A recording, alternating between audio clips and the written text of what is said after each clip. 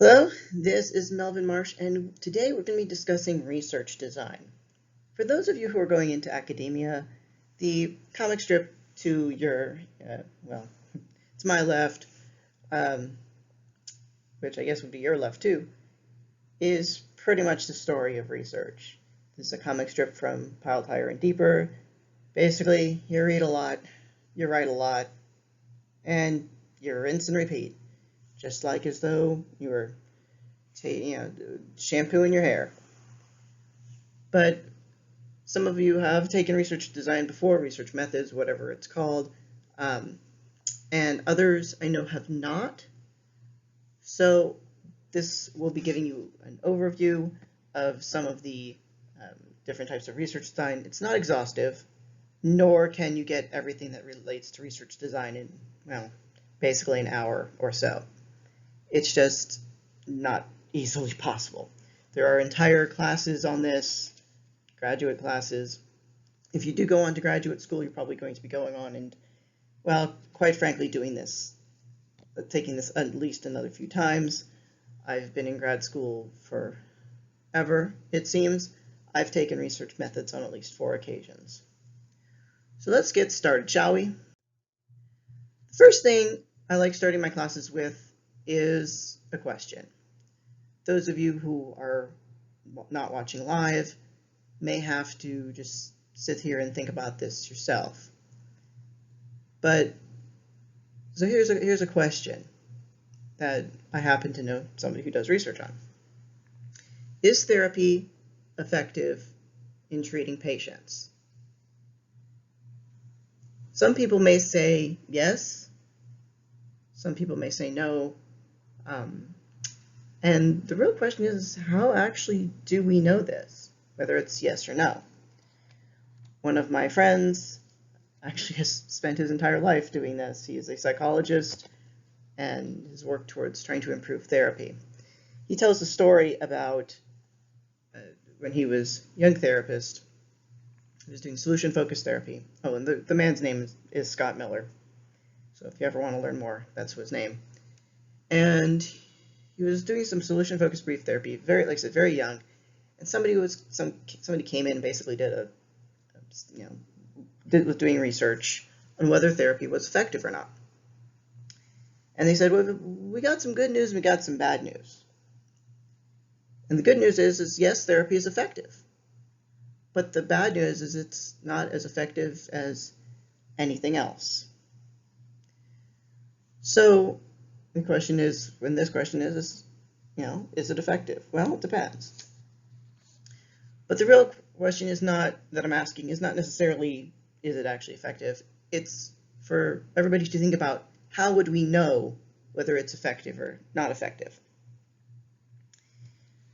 But we do know that we happen to know this, that it's in comparison to other treatment methods, it's about the same. It's no better or worse. But I do want you to think about how we would even test such a thing. So many people, I'm hoping, have already been familiar with the scientific method.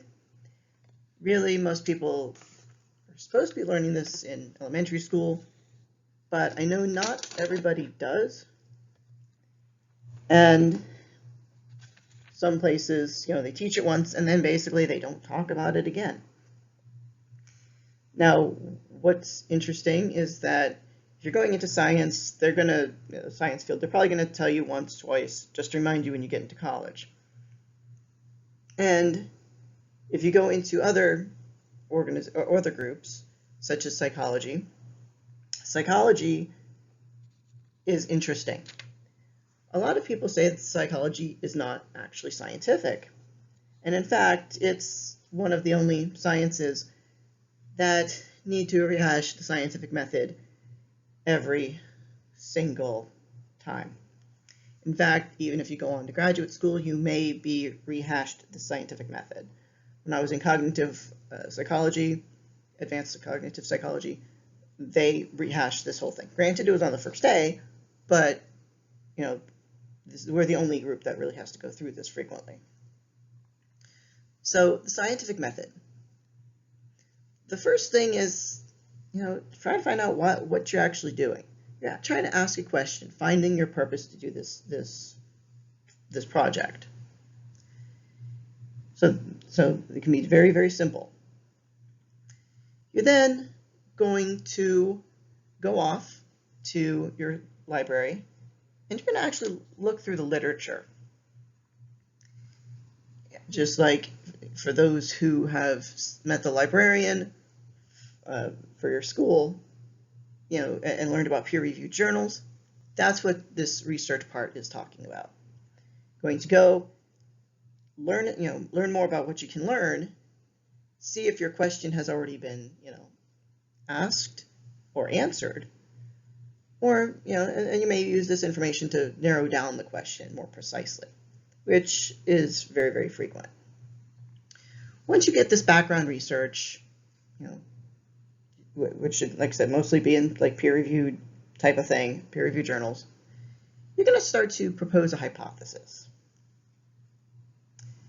And once you get that information, once you know what your hypothesis is going to be, which we'll get into back into it in a second, you're going to try to figure out how to design an experiment and basically perform it so that you can see if your hypothesis is correct, not correct, or what.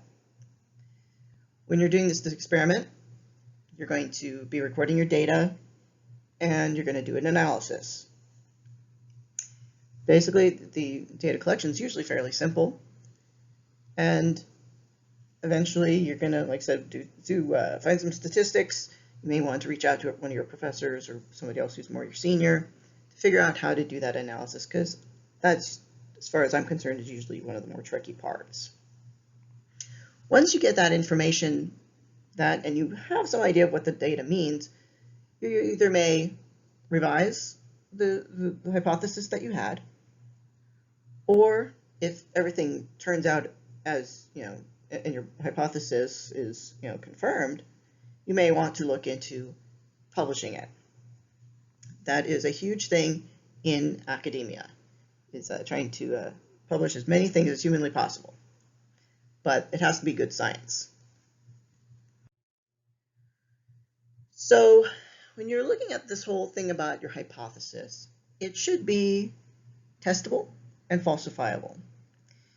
It's a real challenge to go off and say, let's say, try to prove God exists. Maybe that's your hypothesis. God exists, or God doesn't exist, or whatever. Not sure how you would exactly test that. So I want you to think about, what does the word falsifiable mean? And honestly, given what I just said, you're probably going to have some idea of what it means. So you can pause this for a few seconds, try to think it out, and then go on. Simply falsifiable, I hope you figured this one, is really the ability to just be proven wrong. It's very, very simple. It is basically literally the ability to be proven false. It is, when everything comes down, it's one of the most important parts of scientific theory. How do you prove something right or wrong? This is what is a huge thing. If you can't prove something wrong, then it's probably not part of science. It might be part of philosophy, but that's a whole nother story. So why is this important? Basically, this is what, if you can't prove something right or wrong, we're going to have a problem. If you can prove something correct, incorrect, whatever, and be, able to test it, that's when you're getting somewhere. You can go and figure out whatever you need to do to, improve your experiment, but the real base of everything is, good background in your literature and a really good hypothesis that is easy to work with. That's basically what it comes down to. The good hypothesis and everything else, you can pretty much continue working working on a project forever, provided you have a good hypothesis. And once that thing once your hypothesis is correct, you can, make it, continue on, have spin-off projects, and perhaps even build your own subsection of science. But everything comes down to basically a good, strong hypothesis. So I want you to look at these 4 questions, these 4 statements, really. I want you to think about which ones could be falsifiable. And I'm going to give you a second to think about everything. You can pause this video now. When you have some ideas, you can move on. So as far as which ones are falsifiable, 2 of them are falsifiable and 2 of them are not. Classical music increases intelligence. That is falsifiable. You can prove that right, you can prove that wrong, and you can test it. In fact, there have been a lot of people that have actually tried testing that. And for those who are curious, there's basically a little bit of a bump, but it's short term. It doesn't last forever. So any of y'all playing that baby Mozart stuff in your, when you're pregnant, probably isn't going to help your kid. But playing it potentially when they're actually working on a test, maybe. There's been some conflicting evidence. So that could be proven. Eating before exams increases performance. Whether it does or it doesn't, you can test it and you can prove if it does or doesn't. And that's what this whole thing comes down to. You can test it. So that one's also falsifiable. Cannolis are delicious. Well, I guess that depends on who you are. I'm part Italian. I am not a fan of cannolis. So that statement's not correct for me, but it could be correct for somebody else. But the thing is that it really is an opinion. And really things should be a little bit more objective. The 4th one, the mind does not exist. Honestly, this is getting more into philosophy than science. So I figured that's actually much better to be left towards them, because they're still arguing over what is a mind. So that's a little hard to prove. It's like trying to prove God exists or not. It's a little bit challenging. So that is not falsifiable. So we're going to look at some of the types of research design. These are the most common 5.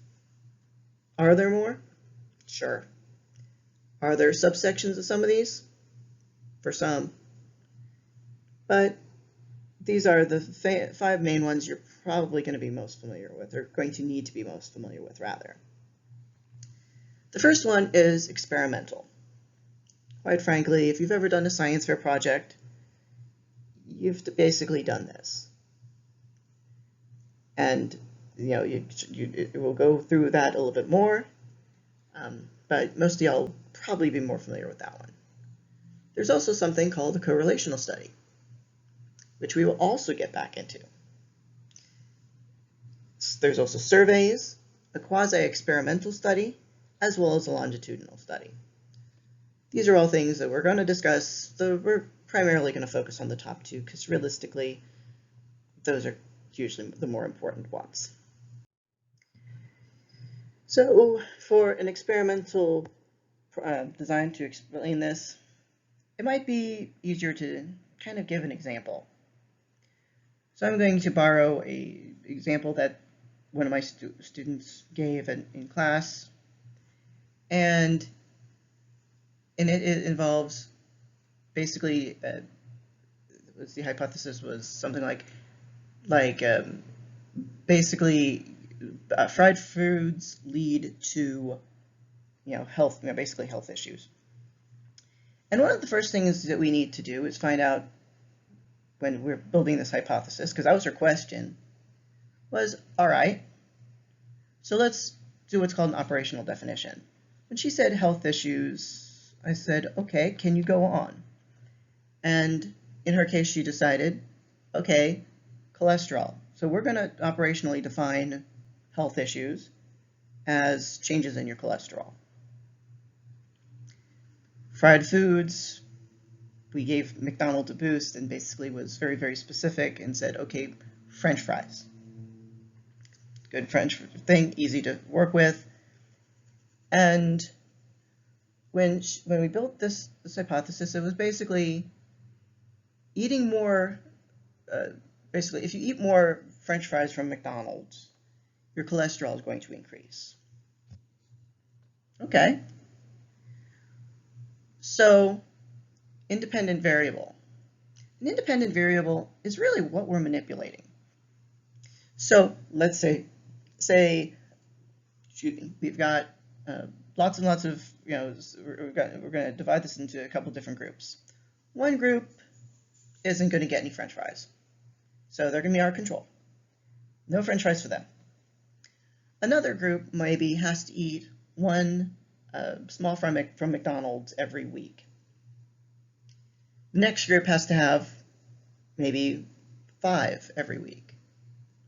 Maybe another one basically is practically living on McDonald's and has to have it 3 times a day. So in that situation, the fried foods, which was one of the things, what we specified was the fried food in question, the independent variable was basically the McDonald's French fries. However many they eat, that's whatever group that was in. As far as the dependent variable, that was, what are we measuring? In her case, when she proposed this idea, she decided cholesterol.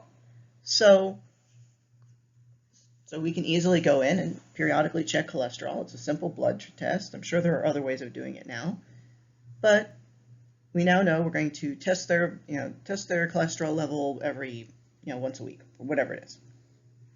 So they're getting, we know how many, we know how much French fries they're getting or not.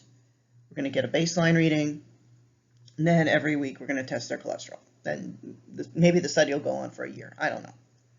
So so if it is going on for a year, say it's 52 readings. Not sure IRB, which is the group that checks ethics research, is going to be overly fond of us force feeding McDonald's, at every meal. But let's say this is all, hypothetical and everything got approved. So we're going to have the control getting, basically all they have to do is get a blood draw. Everybody else has to eat the French fries, however much they do, and keep on. So independent variable, again, French fries, dependent, cholesterol level. So then we look into random assignment. Basically, okay, so who's going to get the French fries and who's going to not? Don't know. So there are different ways of doing this. For example, you could take a random number generator. Maybe we know that you have 200 students coming in, and maybe you take a random number generator and you just say we have 5 levels, 1 through 5. Just keep going. Okay, random number generator. Okay, first person is person 1 is in group 1. Random number generator 5. You could just do it as simple as that. Some people might, pull something out of a hat. Basically, the whole point is that it's got to be random. So it's possible that you're going to do groups, and maybe the entire group will be randomly assigned. That's certainly possible. When you are doing these experimental designs, you may also want to look at if there might be another variable that's involved. For example, if some of these people have another health issue, maybe genetics, it's causing issues with cholesterol, it's possible that that's going to make an effect. Maybe for whatever reason, group 1 who only eats whoever only eats French fries once a week, maybe for whatever reason, they just happen to accidentally all be assigned the people that have had the worst, cholesterol in history. Maybe it's that. I don't know.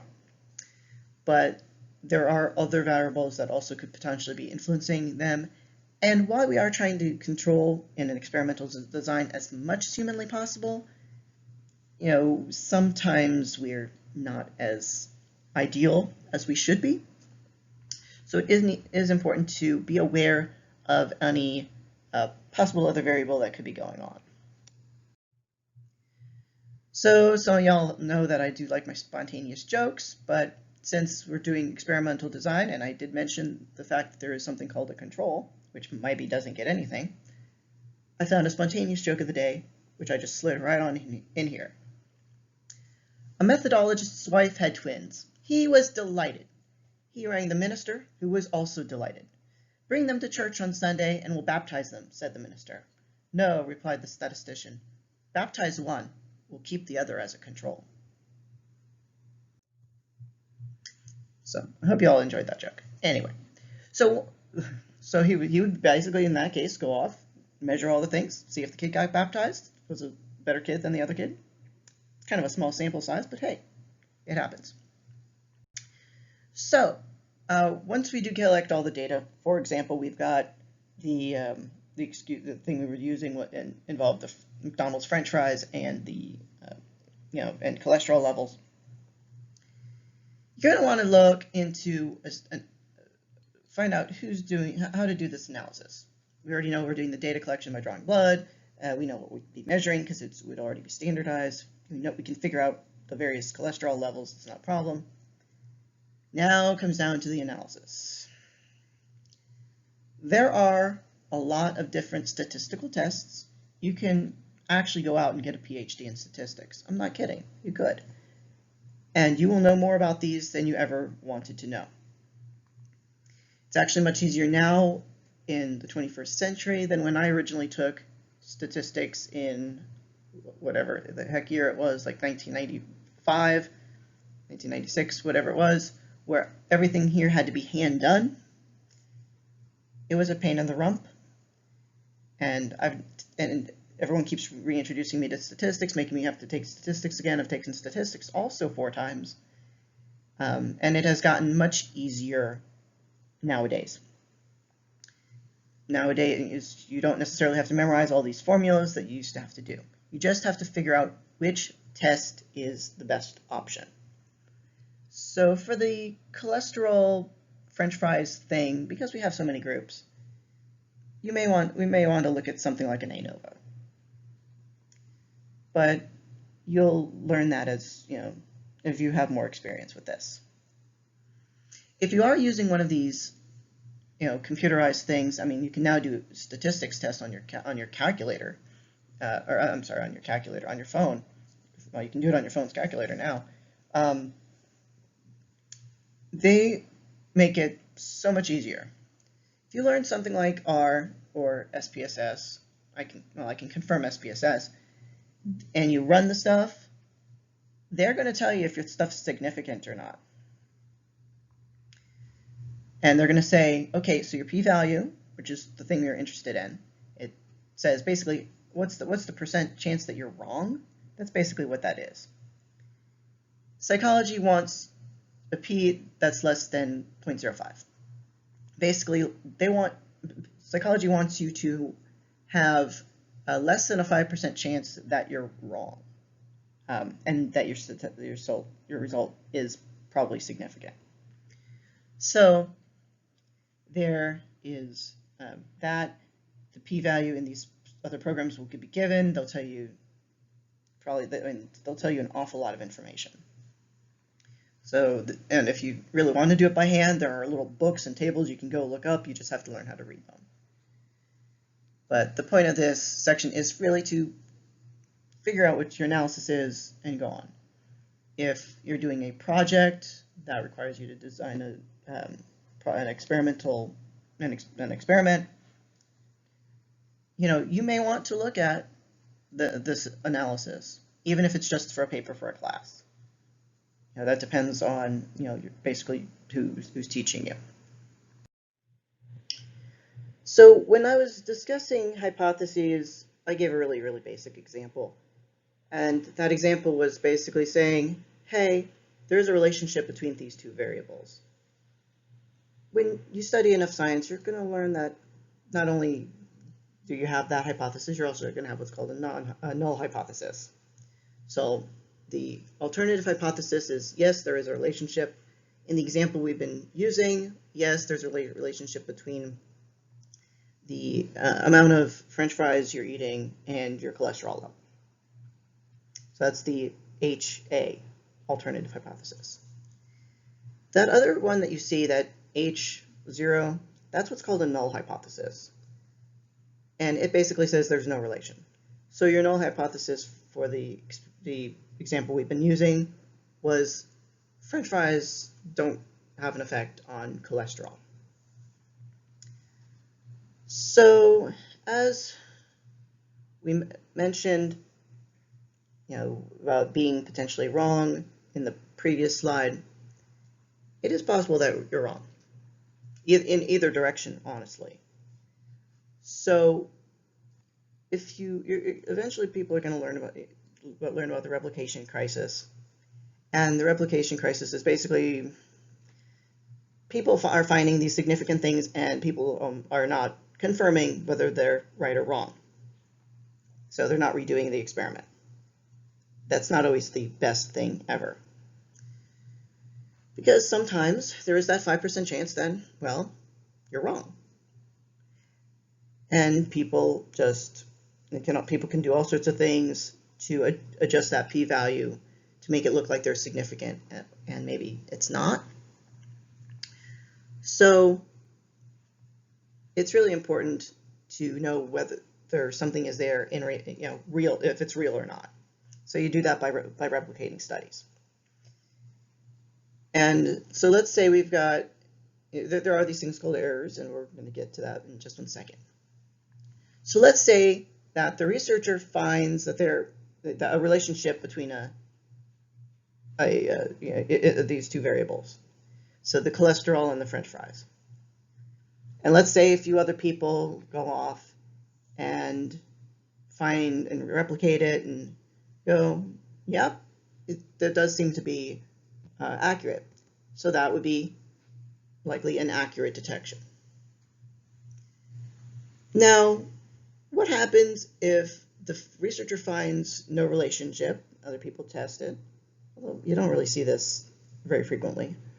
But no relationship, and there really isn't a relationship. That's also an accurate detection. But what happens if there is a relationship that the researcher finds, but the replication says that there isn't a relationship? That's what's called a type 1 error, basically a false positive. Now, it's also possible that a researcher goes off, does a thing, finds that there isn't a relationship, but yet there is. And that's called a type 2 error, a false negative. I'm sure a lot of people have heard about false positives, false negatives, especially as it comes to medical testing. But I did want to explain to all of that. So here are some of these error types. And sometimes it's harder for people to remember about type 1 and type 2. So I found this little photo. Maybe it'll help. The type 1 error is, you see the doctor talking to this gentleman and telling him he's pregnant. Now, the odds are very good that he is probably not pregnant. I'm just saying. Now, it's possible that he is a transgender male, in which case the pregnancy could be real. But generally, I don't think he's trans. I mean, I don't know his background. But this is what's called a false positive. The guy probably is not pregnant.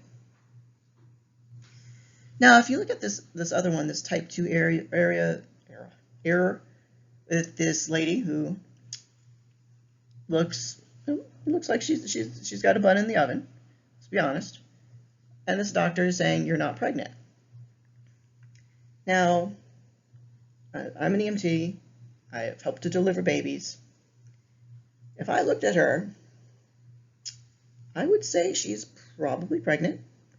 She's not about to give birth necessarily, but certainly is pregnant. I would double check that, that pregnancy test, maybe get another evidence, some more evidence, a different test. But so that's your false negative. I'm hoping by showing you this little thing that it might be a little bit easier for y'all to remember type 1 and 2s. So I can leave it up to you guys to decide how to remember 1 and 2. Y'all are creative people. So when we're looking at the research, there's this thing called validity. Well, actually, there are a lot of things called validity. Internal, external, and ecological are the main ones that we're going to really look at, to be honest. Now, the first one is that whole thing called internal validity. And that's basically, you've done your study, and you're pretty certain that one is causing the other. It's probably very clearly established, or it's good enough to assess that these two things probably are related, at least in this situation. A good study design will have good internal validity. So the question becomes really, is when we are leaving the lab, is the information we're getting in this lab applicable to other people? So one of the things that you guys are probably going to realize is that you guys are all going to have to be research participants, at least in the schools that I have worked in, have taught at. The psychology students have to basically become guinea pigs for these various forms of research. And if you look at the psychological research, an awful lot of them say the things were used on introduction to psych students or whatever. Now, that it can be very interesting and can be very helpful. However, is a set of data collected by, let's say mostly I can't say 16 because of IRB. So let's say 18 and 19-year-olds. So IRB says you can't do minors. So 18 and 19 will probably be the people in the class. Maybe a few other that are higher up.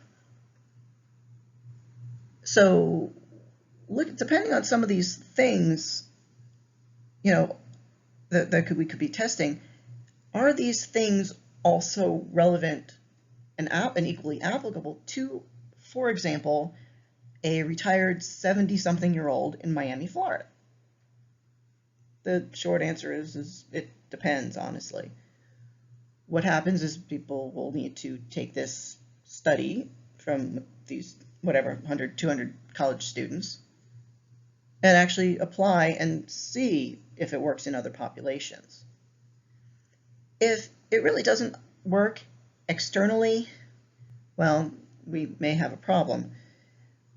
But we do know it at least works internally. But then the external validity may come into question. And this is something that needs to be considered. Hopefully, when we're doing these little little teeny tiny studies at the university, hopefully they're more like being treated like a pilot study. Hopefully grant money will come in and they can expand the study and see if it is also valid externally. But that is an important thing. Another thing is this whole thing called ecological validity. So is this effect going to be typical in the real world, basically, is what this comes down to. If you ever are watching stuff like stuff talking about rats and drug dosing and stuff, usually these rats or whatever are getting a huge amount of drugs. So, for example, let's talk about Tylenol. Tylenol, it is a over-the-counter medication. It's considered to be relatively safe. Can you die on Tylenol? Sure. Are you likely to? Probably not. If you are going to take a rat and trying to prove how dangerous Tylenol is, I probably should be calling it by its generic name, but so Tylenol, the brand, doesn't get upset. But Tylenol's generic name is acetaminophen, so I'll try to use that. Acetaminophen. If you take acetaminophen and you take a rat and you give it a little rat-sized dose of Tylenol, it will probably be fine. If you are giving it multiple times the size of a normal dose of Tylenol, it may eventually start to have issues. Maybe a rat is being given a dose that's 10,000 times a normal dose for the rat. Is it probably going to have issues? Probably. Could have all sorts of problems, liver issues, whatnot. But the real world is the average human being they may take their max dose of Tylenol, but for the most part, that's not going to be enough to do that much damage. The average person is not taking 10,000 types. Do you know how many bottles of acetaminophen that would be? That would be a lot. I am an EMT. I have seen some things with some people having issues with Tylenol. The average person, I can rest assure you, is probably not going to have that. Ecological validity, again, here's another example. Vitamin C. Most people don't realize this, but you can overdose on vitamin C. It's really hard. Can you do it? Absolutely. And for anybody who's curious, the signs of overdose on vitamin C are very similar to not getting enough vitamin C for whatever reason.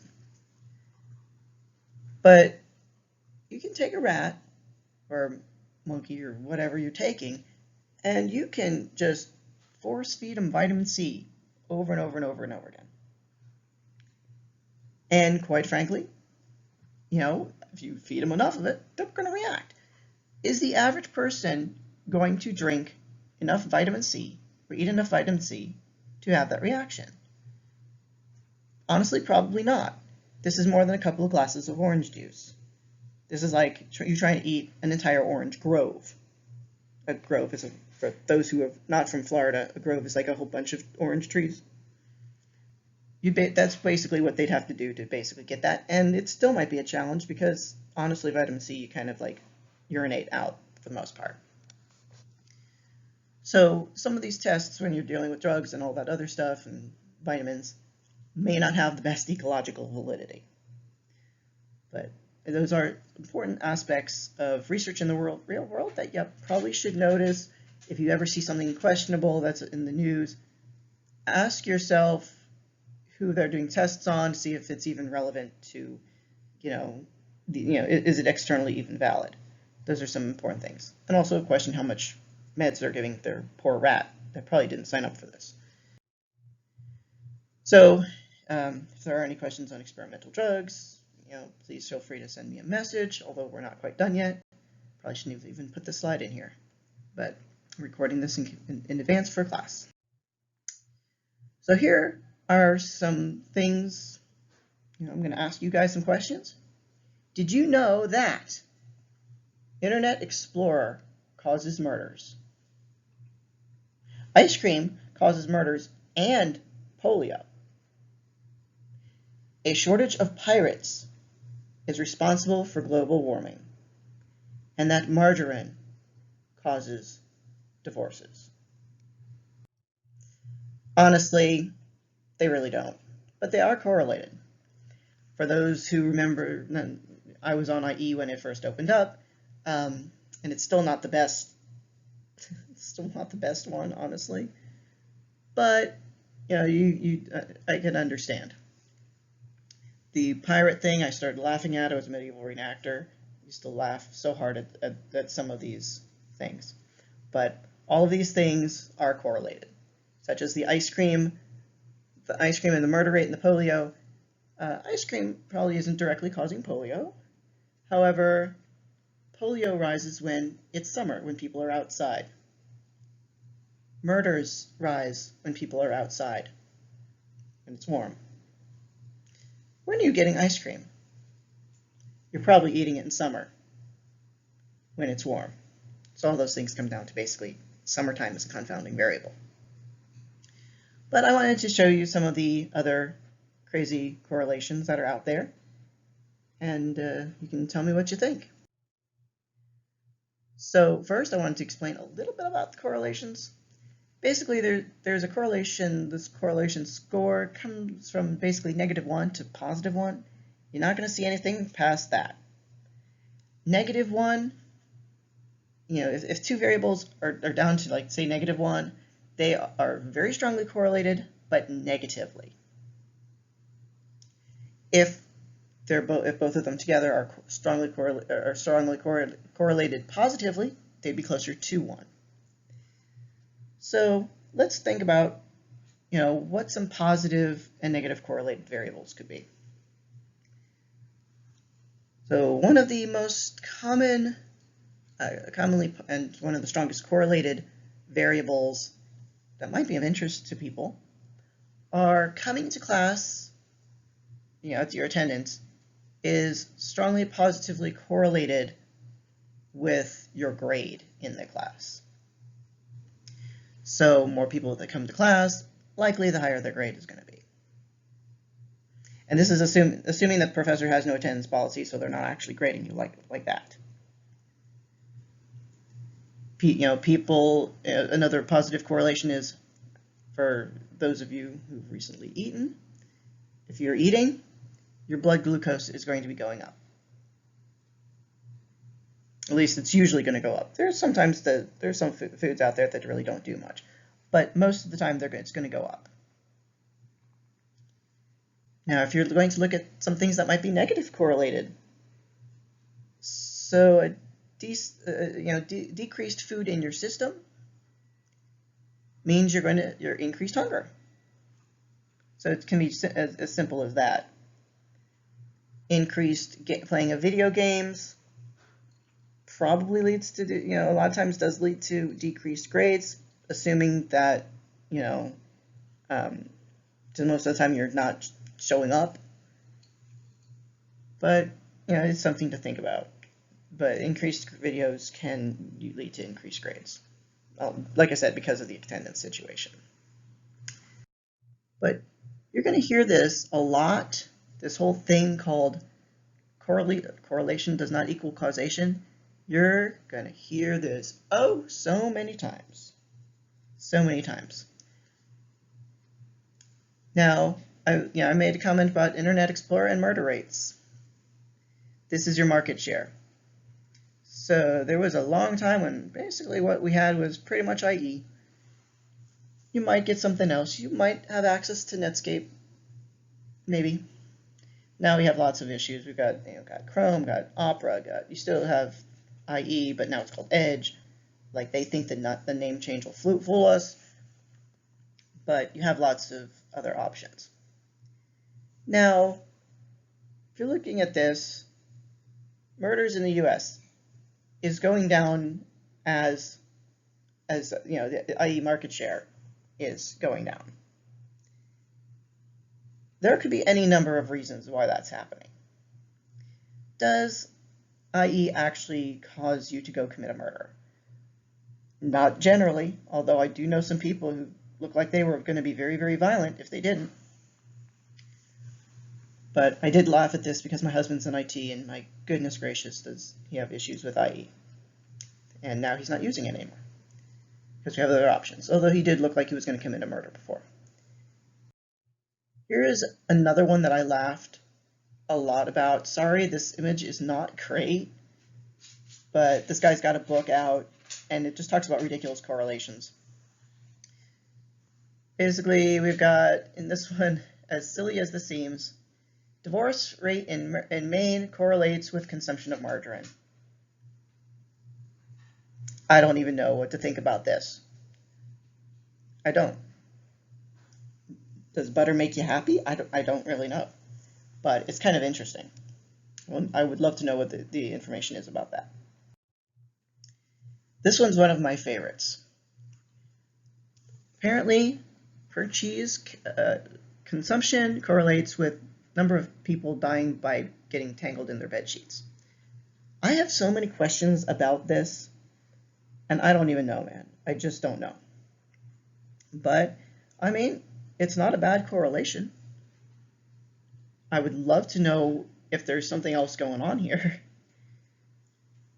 I'm really concerned because, as far as I know, people that are, you'd think that this number would go down because I know a lot of the millennials don't use bed sheets anymore. But still, this is fun. I don't really know what to make of it, but it makes me happy, and I thought it was funny, so I'd included it. So let's talk about something called a confounding variable. Most of y'all should know what Facebook is. Y'all might not be on it anymore, but y'all know what Facebook is. There is a question about whether Facebook has something to do with depression. So, and they do so much fun stuff with Facebook and depression. It's kind of funny. But here's a question. So, does Facebook cause depression? I mean, maybe. It's certainly possible that you see all the great things that your friends are doing and you become depressed. Maybe. So, there's that. And here's another question. Does depression cause Facebook? I'm pretty sure Zuckerberg didn't create it necessarily because he was depressed. I think he if I'm remembering correctly, he originally used it as like this online yearbook and put people up without their permission or something like that. And, excuse me, and but the depression didn't necessarily spontaneously create Facebook. Maybe you're going on Facebook if you're more depressed. Don't know. But depression did not spontaneously cause Facebook, as far as I can tell. Now, with depression and Facebook, could one of the options be that maybe a lack of friends is causing you to use more Facebook and be more depressed? That's possible. But, Facebook in and of itself, doesn't generally cause depression. There are other factors that are probably need to be considered when you're looking into any of this. So another type of research design, which we now have done experimental and correlational. Another one is basically survey-based. All of y'all are familiar with these things. Hey, fill out the survey, you'll enter a chance to win an Amazon gift card or whatever. There tends to be a lot of surveys like that up in psych programs. Easy to do. My first master's thesis was based on a survey research design because that was what was needed. Surveys are really great to go and get a lot of people with fairly minimum effort. Yes, you have to design the survey. Yes, you have to either mail it out or send it, put it up online so people can get it. This is really, really common, especially if you're trying to get stuff like demographics or really, really basic things to pull together. And these are great things. I currently have a survey up right now on demographics of a certain group of people. So far, I've had people all over the world take it. And I don't have to spend that much money on it. As far as the benefits, they're relatively cheap. Especially now if you don't have to mail anything out and you can just do email.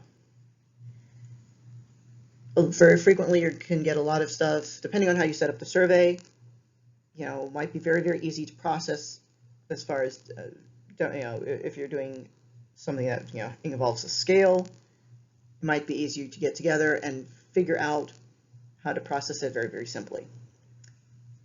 Of course, there are also ways that you ask a survey where you might actually get more information because it's an open-ended thing. Those are a little bit more hard to work with. But those that are, those easy things like, check off this checkbox, those are very, very easy to process. And you can potentially get a lot of information with very little, money. Grad students are always hurting for money, so are academics, but this is a good way of getting data if needed. There's this other type of design called a quasi-experimental design. What quasi means is basically partial, and this can be sometimes somewhat problematic. The real thing that comes down to this whole quasi-experimental design is that there's really no random assignment. You're looking at, for whatever reason, something that cannot be randomly assigned. For example, maybe you're doing something on somebody with disabilities. You cannot randomly assign somebody to have a disability or not. Either they have one or they don't. And if you are working with people with disabilities, depending on which disability you have, or are working with rather, sometimes it's really problematic to get a large enough sample size to do a real proper experiment. They just don't have the people. So I'm currently working on, this paper got accepted, was a literature review regarding quasi-experiment. It was basically all quasi-experimental stuff, looking at people that had various forms of disabilities and self-monitoring. I put together a little lit review, and basically everything there was pretty much quasi-experimental. There really wasn't a control group. There wasn't a healthy, group of people that was given these tasks as well, because they just didn't need them. There were some of these studies were so small, they only had a few people, so you didn't really have a proper control group. And because that's who you had. But the point of this whole is that you can't assign them to have a disability. You can't assign somebody to have come from an abusive childhood. You can't. Even if you could, it'd probably be really, really unethical as far as IRB is concerned. But that's the main focus. There is no random assignment to any type of conditions in this, for whatever reason. You could still have different independent variables. That's up to you. There are a lot of problems with this design because there's no control group, for example. Sometimes you're in a group that's really, really small. They still could potentially have other confounding variables. There's just can be an awful lot of problems with this particular type of design. So if you do have to do this design, I would recommend reaching out to another researcher who might be able to give some guidance. But this is not the easiest one frequently to do, to be honest with you. There is also this type of study that's called a longitudinal study. Now, these are pretty cool studies. And maybe y'all have seen this in your readings as to what the key characteristics are. Generally, what the characteristics are, you're going to be studying however many people for an awful long time. Maybe that's 6 months. Well, although honestly, it's probably going to be longer. Maybe it's a year, maybe it's 5 years, maybe it's 10, maybe it's 50 years. There are people that, I swear to you, are in studies that have been going on for 50 plus years. But this is really that characteristic. You're studying X amount of people, and you are studying them over a long period of time. There are some benefits. You know a lot about those people. You're going to be able to, you know exactly what happened in 10 years prior, however many years prior. That can be great. But there's also a real lot of challenges in this. First of all, they tend to be expensive. Academics don't tend to have a lot of money. If you are going to be doing something like this, you not only have to worry about that cost, worried about tracking them, keeping them, tracked down. It's a little bit easier now with Facebook, I guess, but groups like that. But in the past, if people moved, they were not easy to track down. These things also tend to be expensive. So there are a lot of challenges that potentially can be coming out of this longitudinal study. Still, these do happen in psychology. You might only get, you got a lot of people that might disappear. Maybe they die. Maybe they just get lost. I mean, you just have so many issues with this. And if you're going to do some type of longitudinal study, you have to be so aware and come up with some ideas as to what happens if you can't get your people and can't track them for a long enough period of time. But that's longitudinal studies. You will periodically see those. So here's a question. What are these previously discussed research topics? Is there one that's the best? Is there? Honestly, you have to look at all of the trade-offs, to be quite honest with you. Each one of them is better for different situations. None of them are ideal for every situation. Just kind of hard. So you're going to have to look at all these different things, plus there are other designs out there, to see what does your particular study require. Do you require something that's very strictly regimented? You might want to go for the experimental. Can you get by with just doing a survey? It'll be cheap, but will that get you the data that you need? Or do you want to have very few people, and you have a lot of money, and just want to do a handful of people for 10, 20 years? That's an option as well. Hi. So I'm about to show you guys a little clip of something, and as you're listening to it, I want you to really think about what is possibly going on or not, and just want you to think about what could be going on in this study.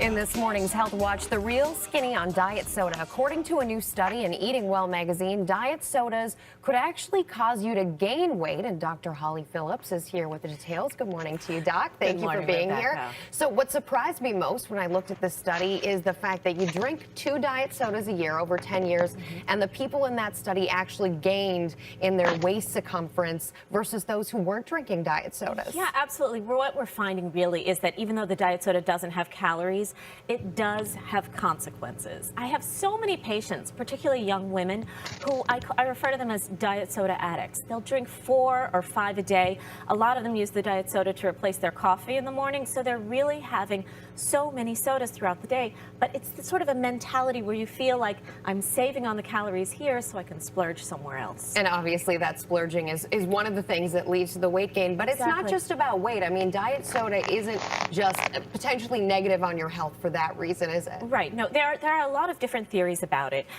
In fact, as to why it's causing this weight gain. Particularly one of them is that we think that the sweeteners in the diet soda may affect how our bodies metabolize insulin. That has to do with our blood sugar. It might lower our blood sugar somewhat, causing us to crave more sweets and more calories, so we're making it up for it in other ways. The other thing is that the sweeteners themselves may cause weight gain. That's one of the things that we're really sort of working to understand better.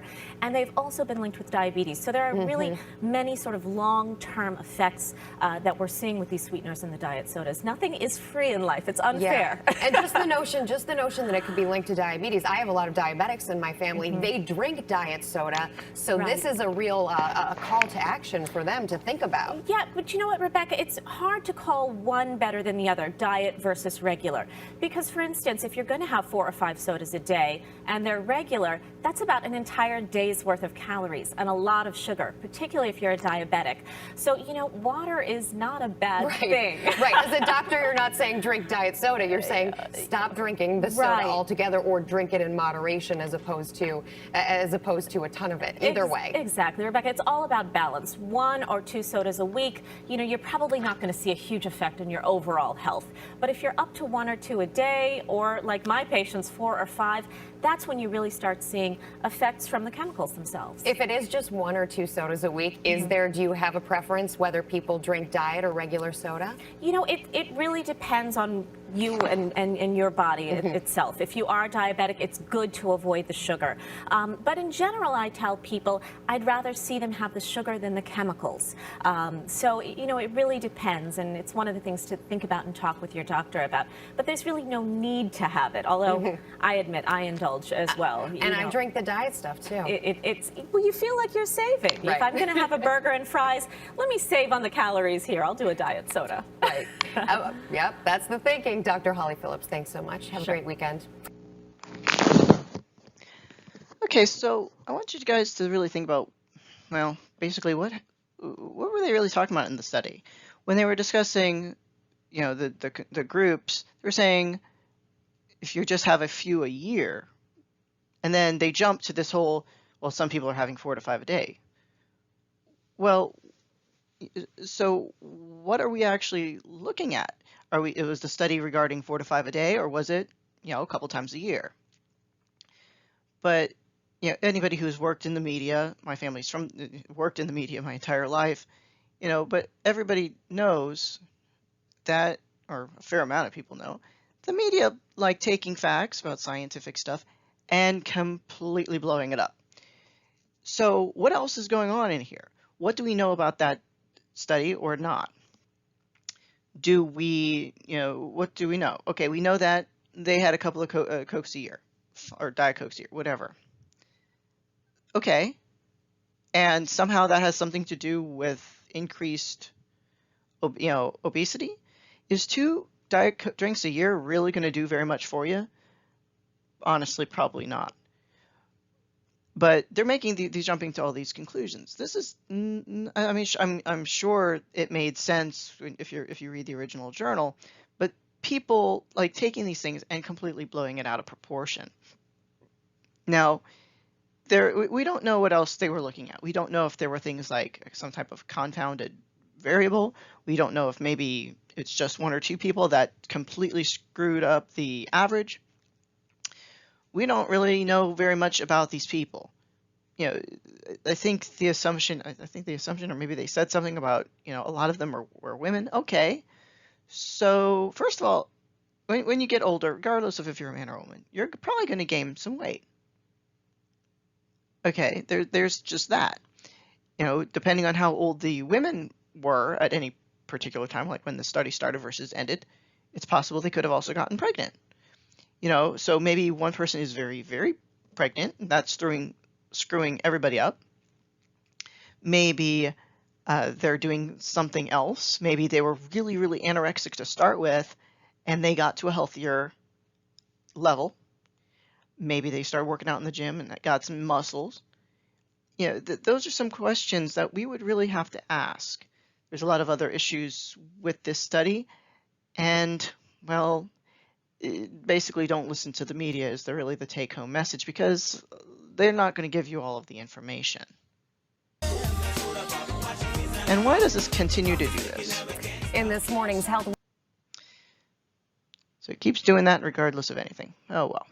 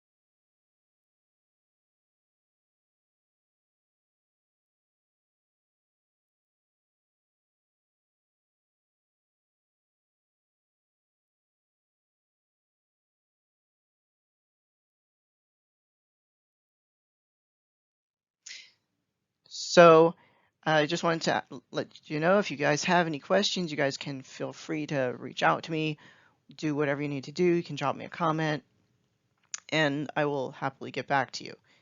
Eventually, I'm hoping to have some more activities that will really drive this information home, but can't do it quite yet. So just drop me a message if you have any questions, and have a great day.